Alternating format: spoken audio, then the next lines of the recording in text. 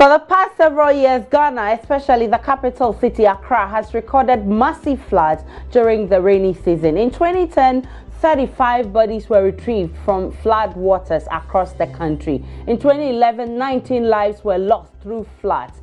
And in 2012, in 2015, people lost their lives. In 2015, people lost their lives through the almighty June 3 twin disaster. That was when the whole country was thrown into grief, and government pledged never to allow this to happen again. Government has allocated an amount of 50 million cedis to cover relief and humanitarian operations, repair of damaged public infrastructure, and the silting and clearing of waterways. This exercise would affect other towns that would find themselves in other situations in other parts of the country. Our current priority now is to save lives and prevent any further suffering of our people. But beyond that, we will take the tough measures that are necessary to prevent such disasters from occurring in the future. The National Disaster Management Organization, the Hydrology Department of the Ministry of Water Resources, Works and Housing, and the city authorities will also work to coordinate the clearing and expansion of our waterways and the desilting of our drains. Drastic steps are necessary here if we are to permanently address this perennial problem. We'll intensify our efforts to expand and modernize our drainage system. In this endeavor, I request your understanding and the cooperation of Ghanaians to set right what has been wrong with our country for far too long. We cannot continue to allow a situation where the convenience of a few undermines the safety of many. Fellow Ghanaians, as we mourn the deceased today and the days ahead, let us work together as one team and one nation, united in grief, but determined not to ever have a repeat of such a national disaster. One would have thought that the country's leaders would take a cue from this, but no, that is yet to happen. In 2016, 10 people died due to floods. These figures are the ones that were recorded. Those that went undiscovered, only God knows. We're here again. The rains have set in, and the first heavy downpour killed 13 people, 8 in Accra, 1 in the central region, 2 in the Volta region, and 2 in the western region. Let's see what government makes of this. The government has taken serious steps to address permanently the flooding situation in Accra. So doesn't matter whether we started 6 months ago, 3 months ago, at least we are in June. Today is 28th of June. This time 2 years ago, 3 years ago, properties have been lost, lives have been lost. But this time we're only talking about an unfortunate one life lost. So you can see that if steps have not been taken, what befell this country on the 3rd of June 2015 would have befallen us by now, as we speak. The ministry has identified all these projects along the breadth and the length and breadth of Ghana. But we are waiting for the ministry to issue us with a commencement certificate. And once we receive that, which I believe will come shortly, but the commencement has been released to us. So that's why they are out there working. So once we get that, we have to then proceed to PPA based on the threshold of these various contracts. The PPA at that stage, because of the emergency nature of the rains and what have you, we may decide to go apply for sole sourcing so that the contractors can then move to site as opposed to going through the normal PPA process. So all these things are being done. So when I say excavation works haven't started, they haven't started but I can tell you that we have the list of all the areas that we are going to excavate, all the areas we are going to construct. We have all that. But the monies that must be allocated to the commencement certificate from finance has not been issued yet. And we are hoping and praying because it's all down to money. But that is why government took steps to just do that silting and some major drains so that Accra does not, flood, to prepare us for these big monies coming, so that we can move into the country and construct all the major drains across the country. And this preparatory work has been done, and a copy can be made available to you. So that was Deputy Works and Housing Minister, who thinks there's been some improvement in the deaths we record every year, and so we should just take it like that, because yeah, there's improvement. Well, we journalists are tired of reporting on same story and same scripts read by different anchors. We are tired. Tonight on PM Express, we're looking at how the country can end this annual ritual, and how you and I can push government and all the people who matter to fix the problems, because we are not interested in reporting on any of these disasters again, never again. I'll take a break. When I come back, I'll tell you who my guests are.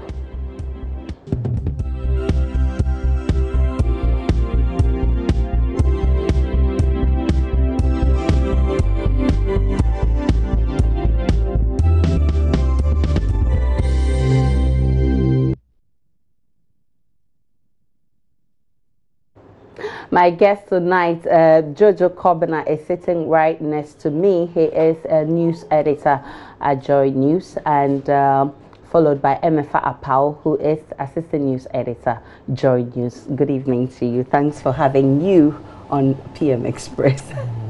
We're glad to be here. Glad to be here. All right. So you at home can also join the conversation, and the number is 0302-211691 or 0302-211692. Let's have a beautiful conversation and see how we can end this annual ritual. I am tired of reporting on this annual flood. Are you not tired, Jojo?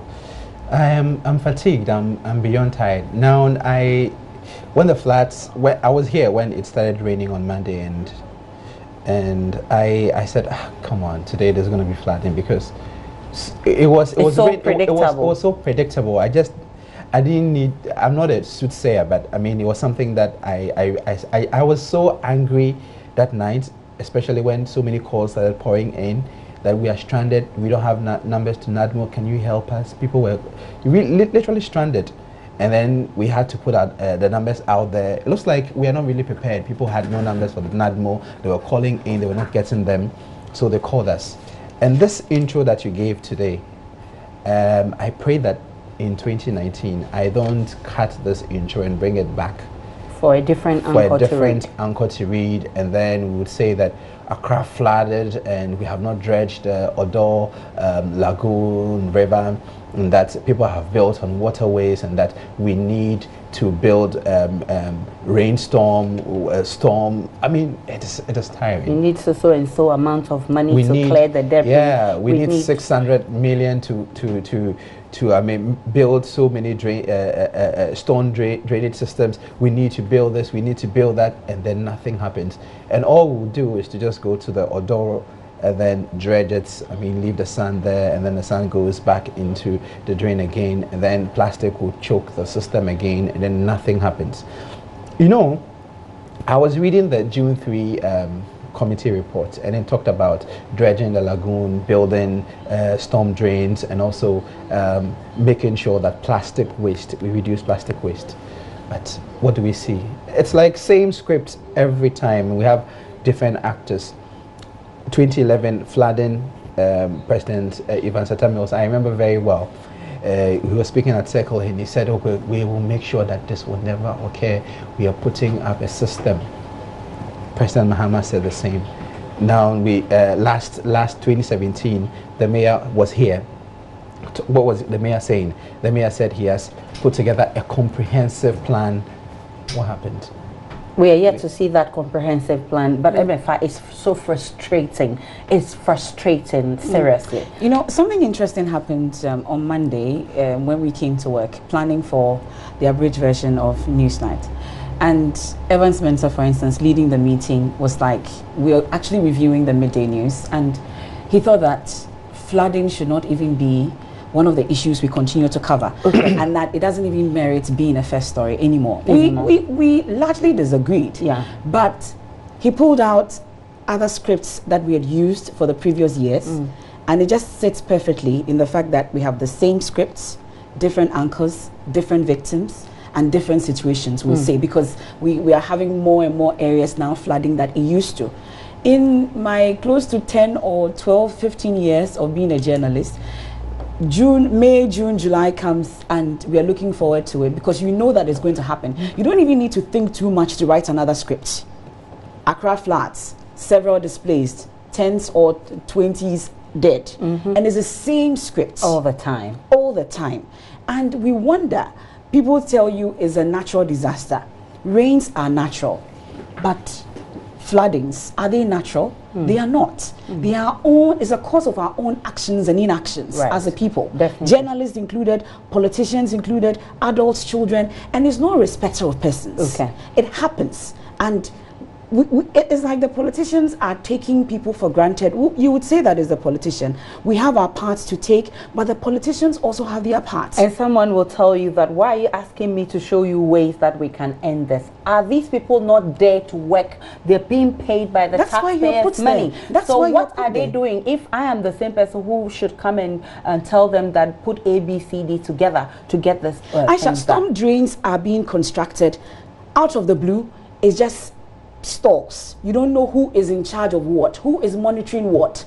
You don't know. They just leave it, and then water will always find its way. Once you block the waterway, it will always find its way, and there will be flooding. What amazes me, and just last Monday we saw it happen. After Monday night's rain, we saw some politicization of the issue. People are losing, and you MFA, you saw the gentleman who lost his wife. Yeah, the very doctor. sad situation. The guy was weeping like a baby, and I know how other families who lost their people in this rain would also feel same. And these politicians were playing politics with it. This one is blaming this for not completing this project. This is blaming this one for not starting this project. What did you do when you were there, such that you would have to blame someone for what is supposed to be done now? It looks like it's just, I don't know, it's a playing field for them. They just take people for granted because they know it's an emotive situation. Once I lose people, I am sad and all, so a politician would just decide that, okay, you are there now. I was there before, I didn't do this, but you are supposed to continue. But you were there. Then and you see, the painful part is when it happens, you see them in helicopters hovering around trying to solve a situation. There's somebody sent a diagram, and it was, it was just a cycle, and the cycle ends with a V6 or a V8 vehicle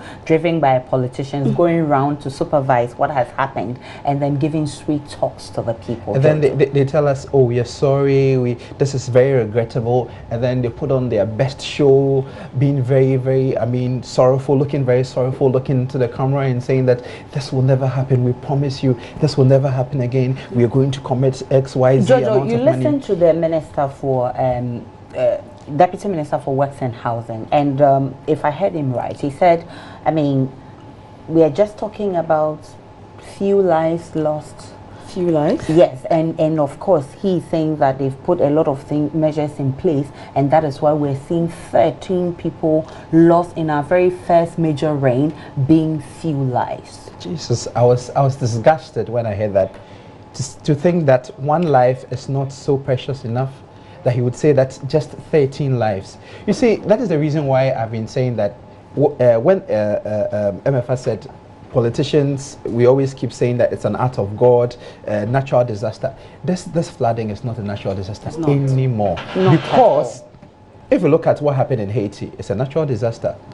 Unpredictable. What happened in Sierra Leone, the mudslide, they couldn't predict it. What happened? People died, many people. But now, every June, we keep having rains and people die, and we still call it natural disaster. It is not. It is not an act of God. And I feel that this is the time that we need to test the law. Right to life. We have a right to life. The government has the right to protect its citizens. And if government cannot put in measures, they've been talking, they cannot put in measures, I think we should take them on. This is a time for us to take them on, because right to life, every citizen has a right to life. But people are just dying like flies. 2 children in Kiseman. Part of the Monday flood. When I saw the bodies, I was devastated.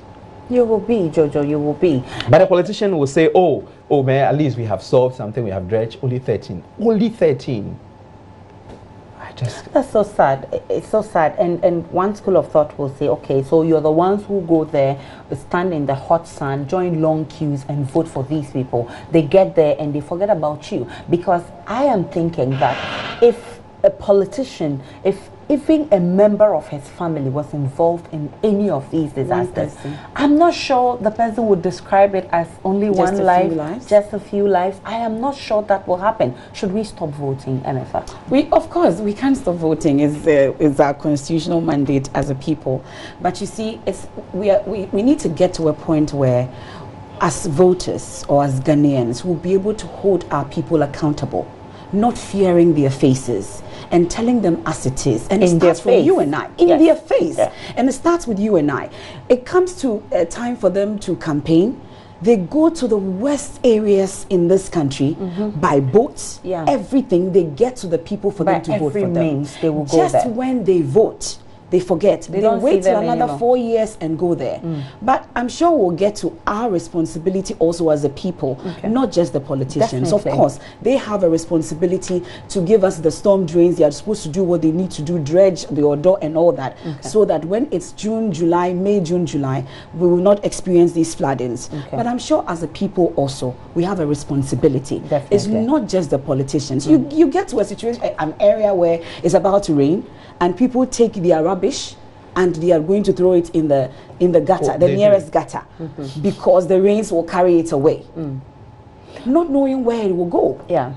And of course, I agree on with you on that point that, of course, attitudes must change. You see people carrying their rubbish when it's raining, they want to pour it in the drains, they don't know where it will land. But again, we go back to who is supposed to provide what for us to dispose of our rubbish. We're told that our dumping sites are full, and so there are places where you keep people keep rubbish in their homes, waiting for cars to come and pick them, and these people don't know where they're going to dump the refuse they pick from homes. So if they dump it anywhere, or they find a place, a makeshift place, what do you think will happen? So it's a cycle. I have a responsibility to ensure that I don't throw the garbage anywhere. Okay, I'm keeping it in a very beautiful place. When it's full, where should I keep it? Under my bed? Under my pillow? On my bed? How should I deal with it, Jojo? You know, this discussion on attitudinal change, I've heard it several times, and I'm tired of it. When people are defecating at the beach, oh, attitudinal change, they need to change. Of course they need to change.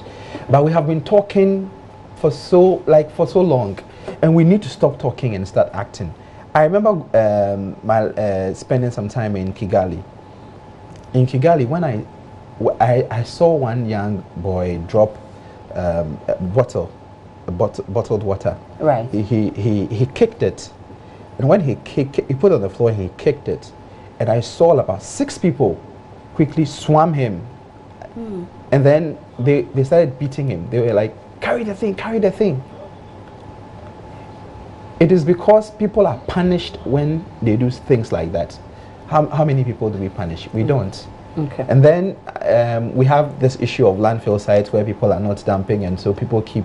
Government should do its part. Now government should stop talking and tell us we change our attitude. They should carry the whip and then whip people into line. I mean, imagine who will go against government if government is implementing such a law, making sure that we don't. And I think that sometimes government is not able to punish people enough because they themselves are not doing the right thing. Because if you ask me not to dump, I eat banana, you don't want me to dump the banana peel on the floor, show me where to put it. There's no dustbin there. Where should I put it? So you are not putting the right measures in place. How do you then punish people who flout the laws? But there are situations where we have the dustbins, we have places to dispose of things, and then people still decide to dump. There are those cases, but even those people who do that, what happens to them? Yeah, we let them go. We let them go. It's so easy to sin in this country because the laws don't make it difficult for you at all. Definitely, because nobody is catching up with you. We had a campaign by the late Aliyu Mahama.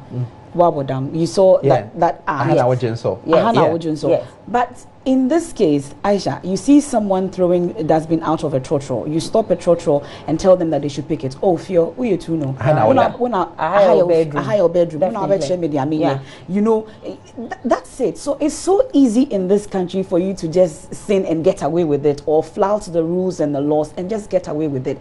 This is a country, we have a sanitation ministry, we have a works and housing ministry, we have the AMA, we have a number of sanitation courts. Let me add sanitation courts in this country in place, yet nothing happens. All of them are being paid by the taxpayers.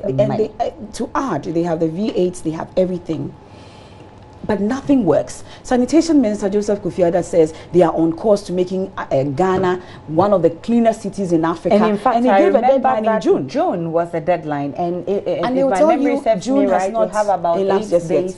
We have 8 days for June to end. Can you, confirm that Accra is clean?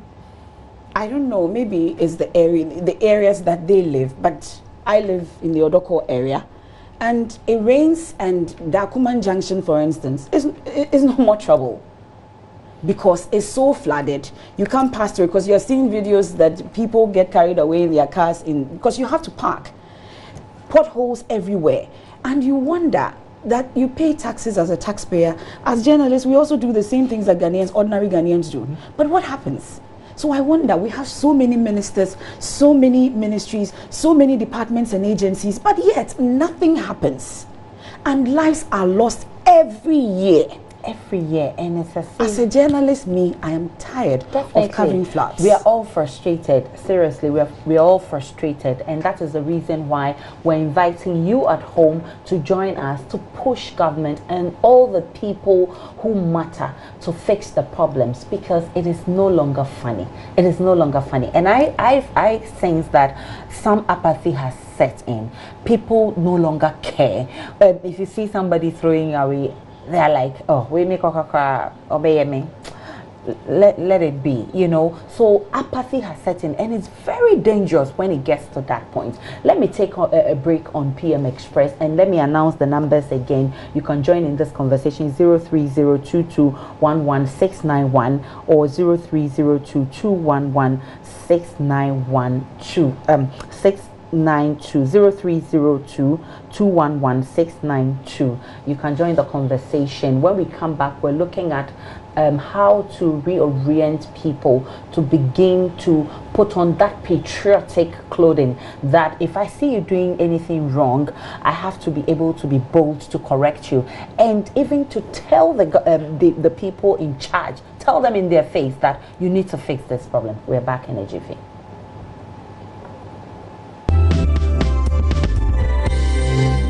So if you just joined us, you're watching PM Express, and we're live from a digital address 0992539, and we're talking recurring floods. We're looking at how we can deal with this issue once and for all, so we don't return to that incident. And before I left, we're talking about how to get people from this apathy that are setting, and we're also asking the question: are you satisfied with how NADMO responds to these disasters? Tell me. But before you tell me, let's listen to the Deputy Director of NADMO. He spoke on Upfront yesterday.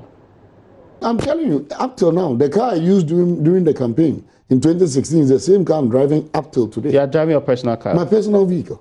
My boss, the Director General, is driving his personal vehicle. My colleague deputies are driving their personal vehicle. administratively, our staff are finding it difficult. Sometimes I have to call them to say, Director, give me your car, I need your car, we must go around, send the car out to go in. Because the cars supposedly that were supposed to have been bought, you can't even find them. Oh, the last time I even said if Kiadongo is driving one of NADMO's pickups, the L200 she's driving belongs to NADMO. Is it true? No, I'm telling you on authority. How do you know? The L200 she's driving belongs to NADMO. How do you know? I'm talking based on records we have.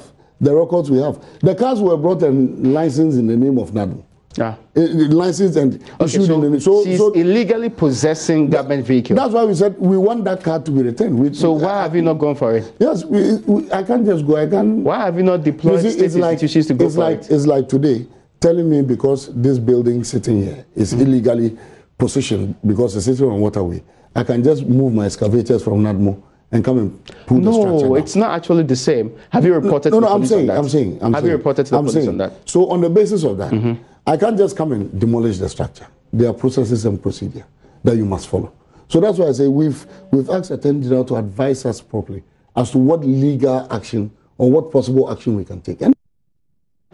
So Ekuadonko is one of the people keeping cars that NADMO should use in performing their mandates. Jojo, how does this come across to you? How do you feel that individuals are keeping vehicles and other people are dying because NADMO is not getting the vehicles that they need to work with? No, it just shows that we are not a serious country. I mean, if we have bought cars for NADMO, how? I mean, Ekuadonko is not a public servant. How, if Ekuadonko has never worked at NADMO, how come Ekuadonko is driving a NADMO vehicle? How come people who have to use the vehicles don't have vehicles and so they have to use their personal vehicles? And then I called the NADMO office on Monday and they told me, we are overwhelmed. With the situation? With the situation. We are overwhelmed with the situation. The people don't have cars. They have been complaining. Meanwhile, a number of cars were bought in 2016. Before 2016, 2014, I heard 2014, a number of cars were bought, but they cannot be traced. A number of them cannot be traced. And we know that Ekuadonko is driving one of them, and we cannot go for it. And people are complaining, and we've been complaining. I mean, it's been 2 years since this government took power. For 2 years, we are still saying that Ekuadonko is driving a car meant for NADMO. We can't go for it. It's unheard of, MFA. But permit me to say, but I'm sorry, but just like he said, we are not serious as a nation. But for me, this issue about Ekuadonko driving a NADMO car is neither here nor there. You've been there for more than a year or so until we get a flat situation and we are asking you what you were doing as the Deputy National NADMO Coordinator. You are now there lamenting about somebody using a NADMO car, about how you were driving your own car. So what? If you are driving your own car as a Deputy NADMO Coordinator, so what? What are you doing? This firefighting approach as a nation, do we have a rapid response unit as a nation? You are now here sitting on national television. Tell us what you're going to do about a situation. We've lost 12 lives. You are there talking about vehicles and how you are not resourced. Really, as a nation, 12 lives, 13 lives. And if we've not learned anything as a nation, I was thinking that if nothing will move us to do something about this flooding situation, at least June 3 is not far away. It's not far away. It's not far away. Every president we've had as a nation has gone down when there's a flood before. I'm sure Nanado is yet to take his turn. Yeah. And we are sitting and he will take his turn next year or not too far away. The floods, the rains are still here. Is that what we want as a nation? So me, this purposeless lamentation about not having a car and having a car, and what is all this about? Go for the car. I mean, the car is there. Go for the car and use it. Fix the problem. Anyhow you do it, we don't really care. We don't care. We want the problem fixed. That is what we want. Now, again, we're told by the minister, the Deputy Works and Housing Minister, that some 300 million has been set aside to take care of drains. Is this the first time we're hearing this? We've heard huge amounts quoted to do this and to do that to fix the problem. And in this case, they haven't even, this 300 million, people have not been contracted. They are yet to be contracted. Is the money even available? Because in the next 2 months or so, you would hear them say that the money is yet to be, they are yet to give them the money. We don't know where the money is. We are working on it. Contractors are supposed to be paid. They are not paid. Aisha. Yeah. I think it's the same script like you said. Yeah, I remember 2012. They said, $663 million yet to be secured. I remember 2012. Exim Bank, $595. And now we are saying $300. Oh, it's there. We're going to. And no relief items. There are those who feel that if the June 3 disaster did not change us, if we did not learn any lesson from that, then we will never learn any lesson. I'm going to be reading some of your comments very soon from Facebook, and also I would like you to join the conversation. The numbers are 0302-211-691, 0302-211-692. Let's hear from you. Be a Ghanaian, not a spectator. Let's hear what you think. How can we get the people that we have elected, the people that we've given the mandates to serve us, to work, to get the problems fixed? So this 300 million, this minister, I'm very much concerned about the fact that the people have not been contracted yet. So if you're a government and you tell me that you're concerned about your people, and this issue of floods is, I mean, it didn't start today, it didn't start yesterday, and you're telling me that we are already in the rainy season and the contractors have not yet been contracted to do whatever they are supposed to do, I am marveled. Do we know we have a rainy season in this country? Yes, do we know when it rains? Definitely. We know. But you see, we'll sit, and when it's almost time for the rains to come, then we'll see contractors being deployed to go and start working on drains. I'll have you hold and speak with Dixon, who is calling from Asesewa. Good evening to you, Dixon. You are on PM Express. Good evening. Dixon, let's hear you. Yeah, good evening. Yeah, good evening. Good evening to you, Dixon. Let's hear you. Yeah, Aisha, thank you and your team for the good work that you are doing. What I wanted to say is that we shouldn't be tired of, I'm saying that thank you for the good work that you and your team are doing. I think you made mention of sometimes not correcting people because we think they will lambast it. But what I wanted to say is that let us continue to, it behoves on all of us as citizens to ensure that the good thing is done. So even though they will lambast us, we should, right there, if the people are doing the wrong thing, we should tell them there and then. We should be citizens and not spectators. So thank you very much. Thank you very much, Dixon. Your point has been well made. Sharif is calling from Somanya. Hello, Sharif. Hello. Sharif, you're on PM Express. Let's hear you. Okay. Good evening. Good evening to you, Sharif. Yeah. The problem, the problem is more than what you people are thinking. I mean, the gutters constitute about 20% of the problem. Okay. The real problem is that naturally the rainwater comes from the, mountains, and when it comes, some of the water, gets settled at a particular place. These places have been filled, and then, mansion has been built, on those places. So now, when the water comes, it doesn't get any place to settle again. Right. So it spread across. The water itself finds its way to wherever it can go. It finds its way, yes, of course. The problem is that they have to, take engineers far to the place where the water is coming from, so that they direct the water to wherever it, is supposed to pass into the, sea or, the main gutters. But, talking of the gutters, the problem only is about 20%. Oh, the right. main problem is where the water gets settled. Okay, so it gets back. We go back to the conversation of buildings on waterways. Many thanks to you, Sharif. You made your point. Michael is from Wenchi. Hello, Michael. Good evening, Michael. Good evening, madam. You're on PM Express. Let's hear you. Yeah, Michael, I'm calling from Wenchi, and I want to join you on PM Express. Yes, in fact, you're doing a very nice work. Thanks for that.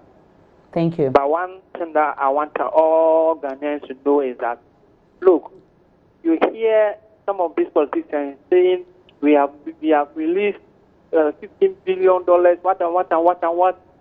Why not ask them where did they invest the money? And we are not seeing it in Ghana. So if it's true that you just put in $15 million or whatever, if it's in Ghana City, and we cannot even see it in Accra here. Look at what is happening. Killing people. Politicians. It's very, very, very, very sad. It's very, very sad. And you see people dying. It's very sad. Because of somebody's carelessness. Putting all the money into their pocket. And one thing I want you, the presenters, to do is that when the politicians come and they are seeing some things on the television, which is the national television, just tell them, the presenters, tell them point blank, hey, listen, don't go there.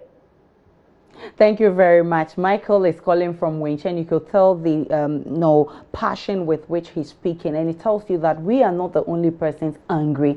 Every other person is angry, and we want this solved. All right. Safiano is also calling from Tamale. Safiano, good evening to you. You're on PM Express. Let's hear you.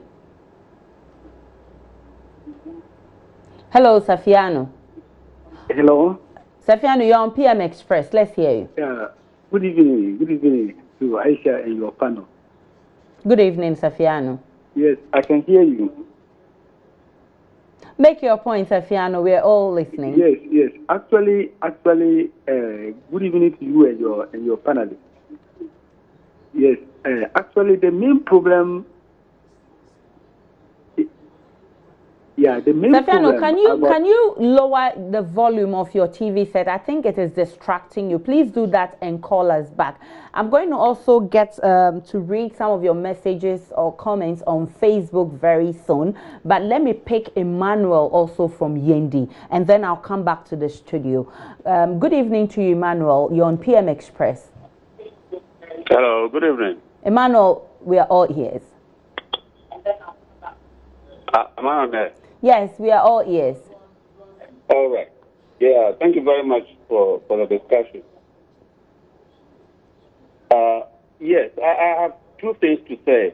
First thing is that I agree with most of the sentiments you guys have expressed. We elect people to fix our problems, and we expect them to fix them. Period.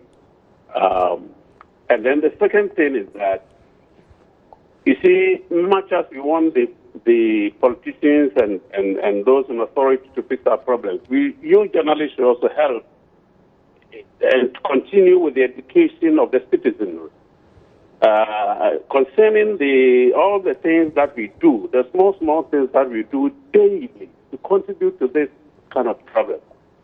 We don't seem to do that. I don't know of any radio station or television station that allot specific times in educating the citizenry on some of these civic and social responsibilities. And we need to do that. It must be a regular thing. We do not have to sit down for these things to happen before.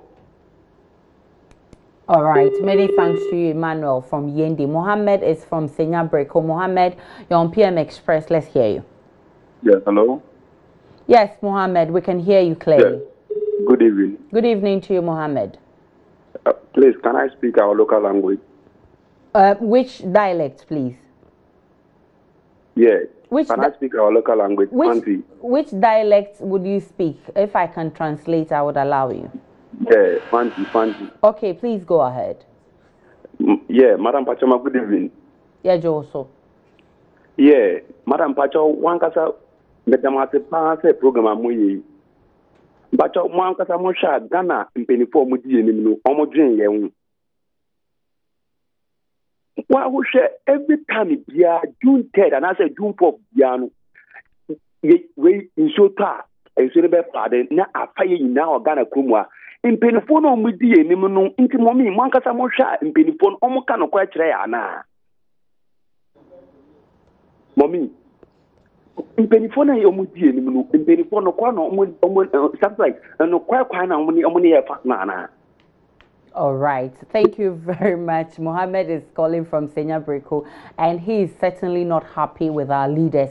And he's saying that our politicians do not think about us.